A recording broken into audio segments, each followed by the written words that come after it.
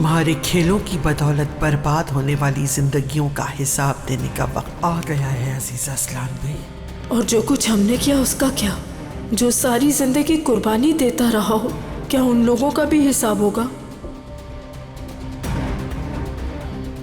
अब ये मेरी जगह है गोनल बेटी। तुम्हारी दादी हमेशा कहती हैं कि सुल्ताना अपनी जगह पे नजर रखो, तो देख लो मैंने रख ली अपनी जगह पे नजर। नहीं, बस बहुत हो गया दादी जान।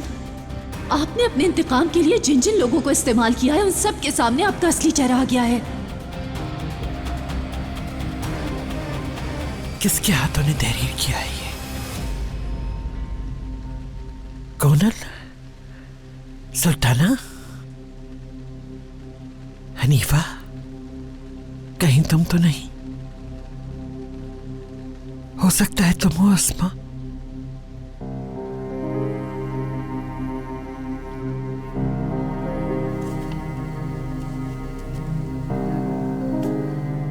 मतलब कि जिंदगी बर्बाद हो गई है ना अस्मा?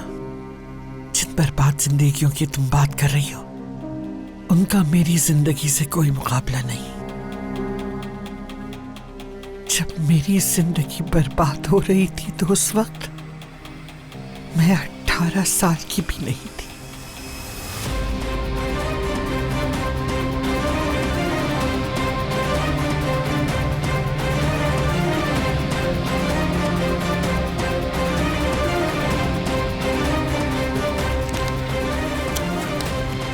तीन बेटों को दफनाया मैंने,